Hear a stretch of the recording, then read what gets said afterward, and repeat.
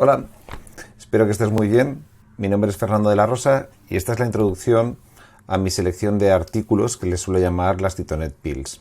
En esta selección hablaremos, como no podía ser de otra manera, de esto de inteligencia artificial, intentaremos clasificarlas, profundizaremos en algunas herramientas, también hablaremos de algo de modelo de negocio que tiene que ver con los SaaS y de la crisis que hay hoy en día sobre el tráfico que generan las plataformas de social media. Esta edición es especial porque muy probablemente sea la última que la haga en este formato, donde explico un vídeo y enlazo una serie de artículos.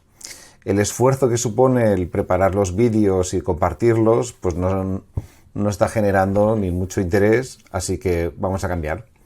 Buscaré otras fórmulas para seguir compartiendo el conocimiento, pero muy probablemente no será esta. Dicho esto, tengo que agradecer muchísimo el apoyo de Adam. Adam es una empresa que tiene data centers y que durante mucho tiempo ha estado apoyando estos experimentos de compartir conocimiento. Sin ellos esto no hubiera sido posible, así que 1000 millones de gracias. Dicho esto, vamos a empezar a revisar los artículos. ¿Os parece? Venga, hasta ahora.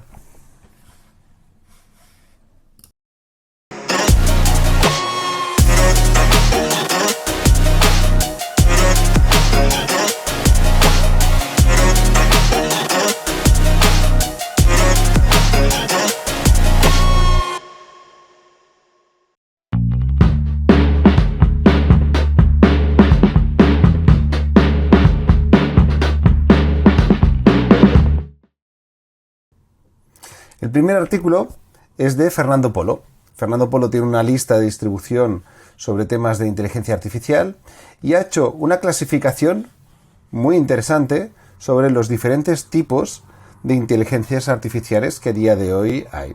Entonces hay una parte que tiene que ver con inteligencias artificial generativas que hablan de texto, visuales y de audio, y hay otras que tienen que ver con inteligencias artificiales que tienen que ver con elementos simbólicos, que es para temas de predicción, automatización, personalización y trading. Detrás de esto tienes aquí pues todo un listado de algunos ejemplos y yo creo que es una clasificación muy interesante para poder entender que esto no solo va de ChatGPT, sino que te ayuda a entender y probar diferentes herramientas para aquello que quieras indagar. Y hasta aquí el primer artículo.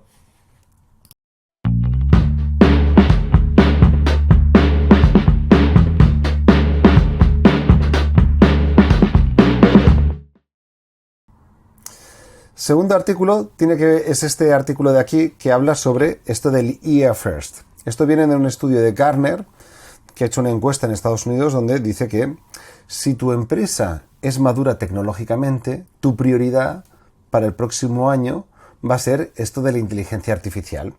¿Cómo suena? IA First. No sé, a mí me rechina, hay algo que no me acaba de hacer sentir cómodo. Cuando ponemos una tecnología como prioritaria en un negocio, a veces nos olvidamos del negocio. Entonces, es interesante cómo de repente Gartner habla de cómo ellos implementan una estrategia sobre inteligencia artificial y ya te ofrece algunos elementos para poder medir el retorno que podría tener invertir en proyectos de inteligencia artificial. Entonces, ojo, porque creo que estamos sobresaturando un término que de repente ha abierto el interés de muchas empresas. Y cuando abrimos el interés, de repente se cuelan proyectos que igual no tienen sentido dependiendo de la madurez tecnológica de cada empresa. Entonces, ojo con esto de IA First. Creo que el negocio va primero y luego veremos cómo las herramientas nos ayudan a solucionar algunos retos de negocio, como siempre ha sido.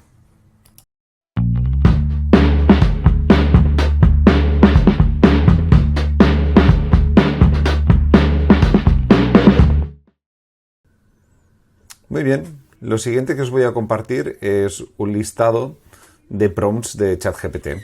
Este listado lo ha hecho Iñaki, ¿sí? el Gorostiza, y básicamente pues nos sirve para trastear cosas sobre ChatGPT muy orientado a marketing y ventas. Claro, hasta que no te metes a trastear, creo que no acabas de entender muy bien la utilidad que te puede llegar a dar ChatGPT. y sobre todo, de repente te ayuda a entender para qué sirve. ¿Sí? Entonces, de repente te das cuenta de que sirve para generar muchas alternativas de diferentes contenidos, te sirve para ver o adelantar o repensar cosas que tú ya tienes hechas, con lo cual aumentan tus capacidades, y por otro lado también te ayuda a sintetizar y a resumir. Eso es lo que yo he sacado después de ir probando, pues, oye, créame un titular, créame tal. Entonces, también te ayuda a entender cuántas de estas consultas te aplican en tu trabajo. Si tu trabajo no es generar toda esta parte de publicidad y comunicación, sino supervisarla, igual no es tan... Esto de la inteligencia artificial generativa no te afecta tanto. Entonces, de repente, hasta que no te metes a trastear con las herramientas y las tocas y las juegas, no llegas a entender realmente las utilidades y las aplicaciones que puede tener en tu día a día.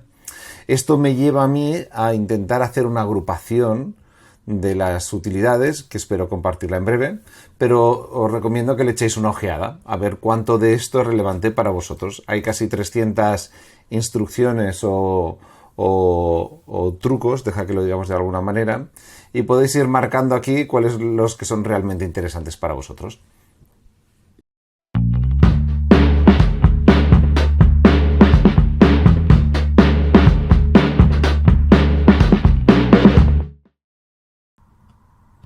Vale, el tercer artículo es de Taylor Brownlow. No lo conocemos, yo no lo conocía antes, pero es una chica que gracias a este artículo escribió hace 3 años un artículo que se llama Dashboards Are Dead, y hablaba de cómo los dashboards a día de hoy no son una herramienta suficientemente útil. Bajo un espectro del mundo de los datos tuvo mucha repercusión, y lo que ha hecho ha sido, vamos a revisar si lo que yo dije hace 3 años tenía razón o no tenía razón, ¿sí? Entonces, lo que viene a decir este artículo, que en verdad son 2 artículos, en la revisión de lo que dijo hace 3 años y lo que ahora se ha dado cuenta, tiene que ver con que, ojo, los dashboards son una herramienta muy útil, pero siempre y cuando nos ayuden a contestar preguntas. Creo que hay una frase por aquí que dice: el dashboard útil es el que es capaz de sugerir y proponer más preguntas. Y luego habla de 3 cosas que son relevantes. Es cómo conectas esa visualización para que eso sea sólido y cómo has conseguido estabilizar el servicio. Lo segundo es, esto va más de construir confianza que de chulear con los datos que tienes. Y luego, ojo, que las herramientas van cambiando y esto implica una revisión continuada de cómo están construidos. Creo que el artículo es muy útil si estás intentando indagar cómo distribuir los datos y la información dentro de tu organización.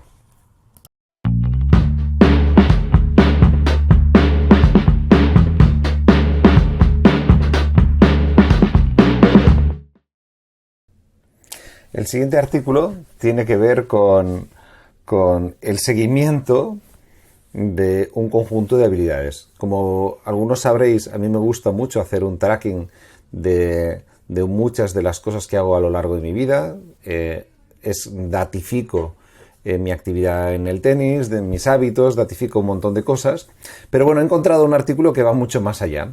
Este chico de aquí, Pau Blasco, lo que ha hecho ha sido traducir a estadísticas su tiempo de estudio, su tiempo de hacer deporte, su tiempo de sociabilizar y su tiempo de dormir. Entonces aquí tenéis un estudio maravilloso sobre cómo ha ido variando cada una de estas métricas y cómo se cruzan cada una de ellas y cómo correlacionan.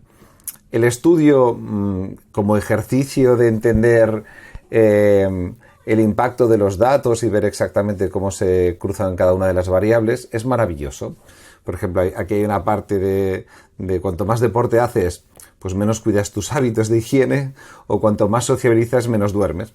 Pero esto, que puede ser una cosa como poco interesante, pues te da una dimensión de cómo vamos a acercarnos a datificar muchos aspectos de nuestra vida. Esto es como lo que habrá detrás, y en muchos casos vamos a tener herramientas para poder controlar un conjunto de hábitos casi sin tener que registrarlos. Entonces, el ejercicio me parece maravilloso, me ha encantado. Las conclusiones, pues como os he dicho, pueden ser un poco obvias, como que tú, dependiendo el estado de ánimo, estudias mejor o peor, o que cuanto más sales, menos duermes. ¿Sí? Cuanto más estás con amigos, menos duermes. Pero el ponerlo en datos me parece que tiene muchísimo valor. Os lo recomiendo a todos aquellos que os gusten los datos y que creáis que esto de datificar nuestros hábitos tiene un cierto sentido.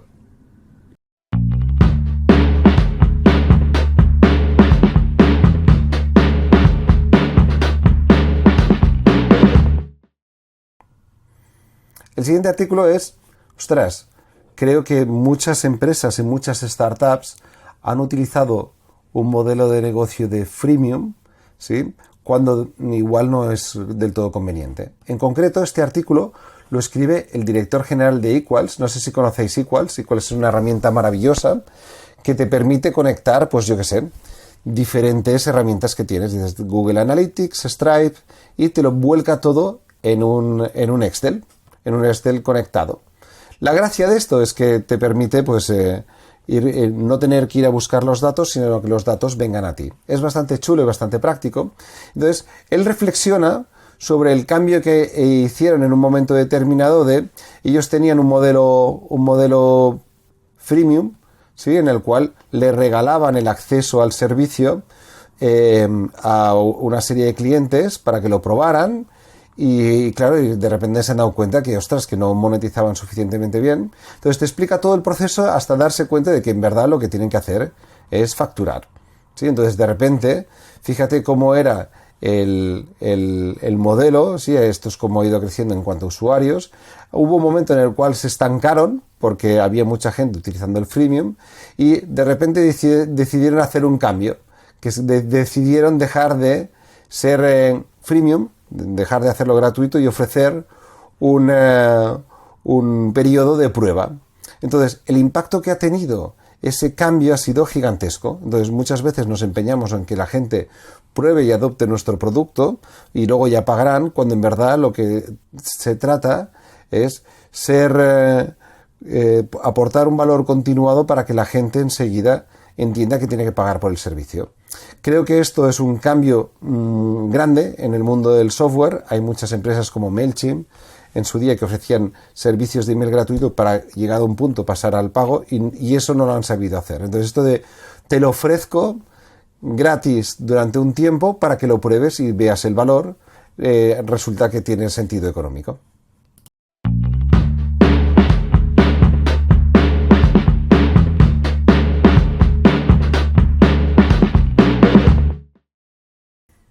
El siguiente artículo tiene que ver con la caída que se está produciendo de la redirección de tráfico de las redes sociales como X o Facebook. De repente, durante mucho tiempo, pues eran fuentes de mucho tráfico hacia las noticias o hacia las páginas, y de repente nos damos cuenta que esto ha cambiado radicalmente en los últimos años. La estadística la cubren desde el año antes del 2021, desde el 2020, y te das cuenta de la caída increíble que hay en la redirección del tráfico.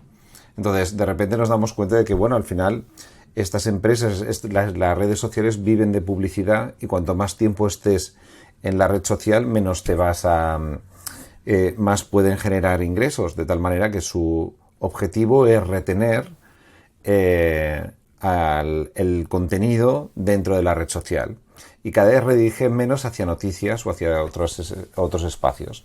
Con lo cual esto obliga a una revisión de la estrategia de presencia digital de muchas empresas o medios de comunicación.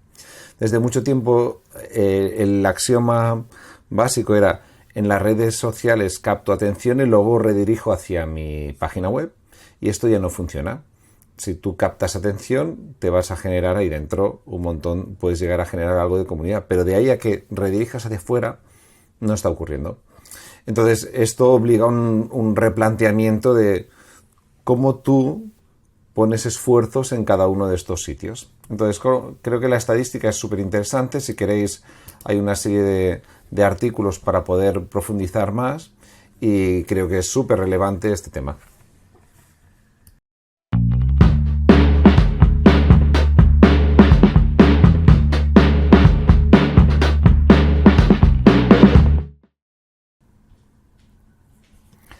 Enlazando con el artículo anterior, este artículo habla de el fin de las redes sociales. A ver, no creo que sea el fin, porque creo que como espacios de interacción y de consumo de información rápida no tienen parangón, pero sí que, como decía, obliga a replantear la presencia de marcas, empresas y personas que quieran, pues utilizar el mundo digital para distribuir sus conocimientos, incluso monetizarlos. Entonces, de repente nos damos cuenta de que esto toca hacer una revisión muy seria y aquí te da un listado de posibles ideas de cómo hay diferentes proyectos que han ido cambiando y que ya atisba o ya de repente nos da una serie de pistas de que frente a una presencia digital que antes estaba distribuida, ahora toca volverlo a concentrar.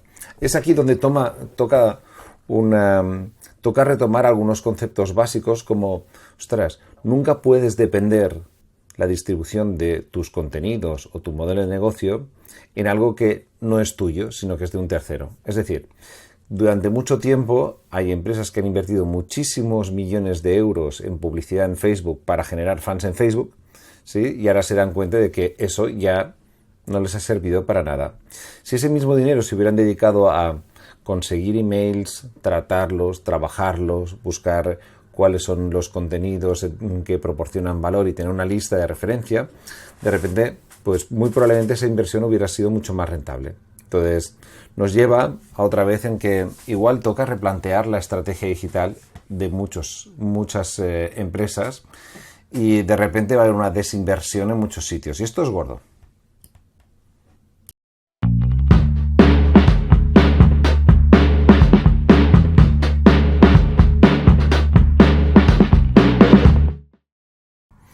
El último artículo tiene que ver con ser capaces de desconectar. Estamos todo el día conectados.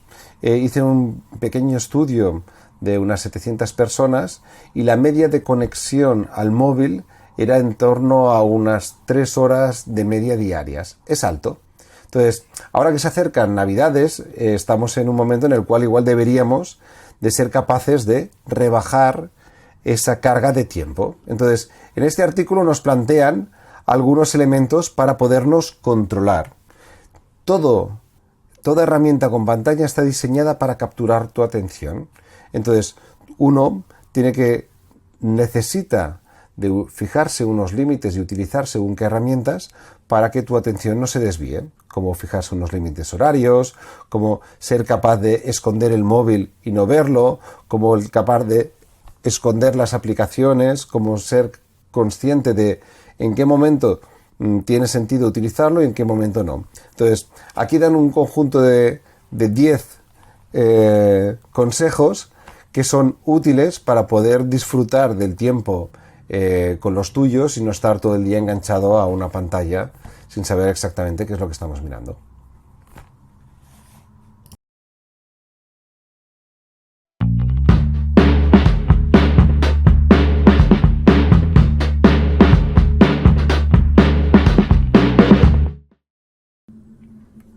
Y el último artículo de hoy es un tráiler. Es el tráiler de GTA 6, perdón. Y de repente te das cuenta de que del nivel en el que estamos.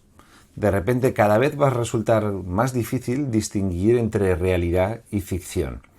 Las vistas generales de este videojuego son cada vez más reales. ¿Sí? Por supuesto, a medida que te acercas a los personajes y según la interacción, pues te pueden parecer algo sintéticos, pero nos damos cuenta de cómo ha ido evolucionando las capacidades que tienen los videojuegos para ser inmersivos. Si esto le añades tú en algún momento determinado las capacidades de la IA generativa para que establezcan conversaciones, de repente nos daremos cuenta de lo inmersivo que puede llegar a ser interactuar con según qué personajes dentro de un videojuego y que te respondan dependiendo de tu orientación o dependiendo de tu carácter, dependiendo de un montón de cosas. Entonces, me parece increíble el avance que surge en el mundo digital y sobre todo en el mundo del entretenimiento, y creo que seguir el entretenimiento te ayuda a entender hacia dónde va a ir nuestra atención. Entonces, bueno, el videoclip seguro que todos lo habéis visto, pero me da a mí que nos da un buen punto de referencia de lo profundo que va a ser para nosotros distinguir realidad y ficción.